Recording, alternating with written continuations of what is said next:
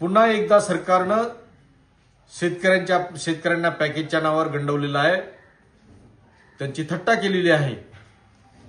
31,600 कोटी देऊन अनेक तालुके त्यामधून वगळले आहेत। अमरावती जिल्ह्यात संपूर्ण जिल्ह्यातच अतिवृष्टी झाली आणि शेतकरी पूर्ण देशोधडीला लागला।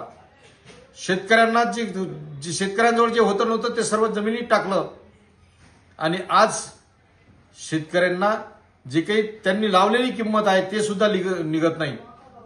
हे पॅकेज त्याचा बियाण्याचा खर्च आणि पेरणीचा खर्च सुद्धा काढत नाही। त्यातही अनेक तालुके यांनी वगळलेले आहेत। जिल्ह्यात फक्त 6 तालुक्यांना पॅकेज जाहीर केलेलं आहे।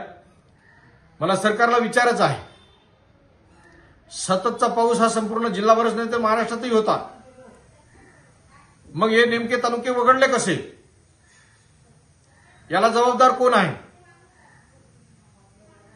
याला जबाबदार जे काही शासन असेल, प्रशासन असेल, त्याबरोबरच आपले जे लोकप्रतिनिधी आहे सत्तेतले, त्यांचा सुद्धा नाकर्तेपणा, त्यांची सुद्धा उदासीनता किंवा त्यांचं सुद्धा वजन या सरकारमध्ये नसल्यामुळे हे काही तालुके वगळले गेले असं मला वाटते।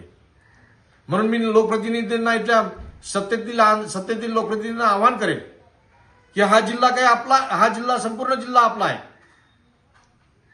यामध्ये सगळ्याच पक्षाचे लोक राहते। शेतकऱ्यांना काही पक्ष, जात, धर्म नसते। हा शेतकरीच फक्त त्याची जात आहे, त्याचा पक्ष आहे, त्याचा धर्म आहे। म्हणून आपण सर्वांनी कुठलंही राजकारण आडवं न येऊ देता सर्वांनी शेतकऱ्यांच्या पाठीशी उभं राहणं गरजेचं आहे आणि त्याला उभं करणं गरजेचं आहे।